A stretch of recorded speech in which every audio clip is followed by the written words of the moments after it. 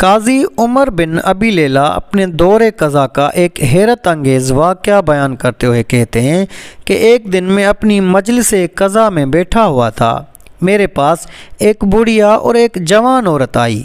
بڑھیا تو آتے ہی بولنے لگی۔ پھر وہ لڑکی بولی کہ اللہ تعالیٰ قاضی کو نیکی عطا فرمائے، اسے کہیے کہ یہ چپ ہو جائے، میں اپنی اور اس کی بات کروں گی، اگر میں کہیں بھی غلطی کروں تو یہ بڑھیا مجھے ٹوک دے۔ قاضی نے بڑھیا کو خاموش کرایا۔ پھر وہ لڑکی کہنے لگی کہ یہ بڑھیا عورت میری پھپھی ہے، میرے والد مجھے ان کی نگرانی میں چھوڑ کر وفات پا گئے تھے، تو اس نے میری تربیت کی اور اچھی تربیت کی۔ جب میں جوان ہو گئی تو اس نے مجھ سے پوچھا کہ شادی کے بارے میں تمہارا کیا خیال ہے، تو میں نے کہا مجھے کوئی اعتراض نہیں، اور اس طرح ہر لڑکی کے ساتھ ہوتا ہے۔ تو اس نے میری شادی ایک سنار سے کر لی۔ وہ سنار اور میں گویا دونوں پھول تھے۔ وہ سمجھتا تھا کہ اللہ تعالیٰ نے میرے علاوہ کوئی اور نہیں بنائی، اور میں بھی یہ سمجھتی تھی کہ ان کے علاوہ اللہ نے کوئی اور پیدا نہیں کیا۔ وہ روزانہ بازار جاتا اور کما کر شام کو گھر لوٹ آتا۔ میری پھپھی نے جب ہم دونوں میں ایک دوسرے سے اتنا لگاؤ دیکھا تو یہ حسد میں مبتلا ہو گئی۔ ایک دن اس نے اپنی بیٹی کا خوب پناہ سنگار کیا اور میرے شوہر کے آنے کے وقت اسے میرے پاس بھیجا۔ تو میرے شوہر کی جب اس پر نظر پڑی تو اس نے میری پھپھی سے اس کا رشتہ مانگا۔ اس نے کہا کہ ایک شرط ہے، وہ یہ کہ اپنی بیوی کا معاملہ میرے ہاتھ میں دے دے۔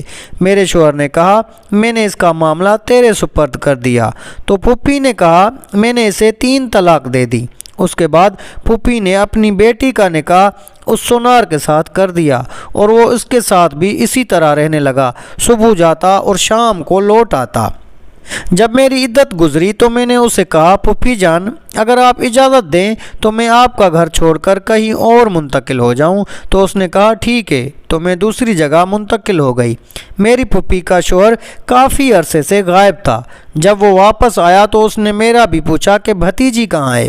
تو پھپھی نے بتایا کہ اس کی شادی ہو گئی تھی، وہاں سے طلاق ہو گئی اور وہ دوسری جگہ رہ رہی ہے۔ تو اس نے کہا کہ اس پر جو مصیبت گزری ہے ہمیں اس کی تسلی کے لیے جانا چاہیے۔ مجھے اس کے آنے کی اطلاع ملی تو میں نے خوب بناؤ سنگھار کیا اور اس کے سامنے آئی۔ اس نے مجھے سلام کیا اور میری اس مصیبت پر مجھے تسلی دی، اور پھر کہا میری کچھ جوانی ابھی باقی ہے، اگر میں تجھ سے نکاح کر لوں تو تجھے اعتراض تو نہیں؟ میں نے کہا کہ مجھے اعتراض نہیں، لیکن پھپھی کا معاملہ میرے سپرد کر دو۔ اس نے میرے سپرد کر دیا تو میں نے اسے 3 طلاقیں دے دی۔ چنانچہ پھر وہ کسی مسافر کی طرح اپنا سامان لے کر میرے گھر منتقل ہو گیا۔ اس کے پاس 6000 درہم بھی تھے۔ کچھ عرصے وہ میرے ساتھ رہا اور بیمار ہو کر مر گیا۔ جب میری عدت گزر گئی تو میرا پہلا شوہر آیا اور تعزیت کی۔ جب مجھے اس کے آنے کا معلوم ہوا تو میں نے بھی خوب بناؤ سنگھار کیا۔ پھر اس کے سامنے آئی۔ اس نے مجھ سے کہا اے فلانی، تجھے معلوم ہے کہ مجھے دنیا میں تو سب سے زیادہ محبوب اور عزیز تھی، اور اب تو رجوع کرنا بھی ہمارے لیے حلال ہو گیا ہے، تمہاری کیا رائے ہے؟ تو میں نے کہا مجھے کوئی اعتراض نہیں، مگر میری پھپھی کی بیٹی کا یعنی تمہاری بیوی کا معاملہ میرے ہاتھ میں دے دو۔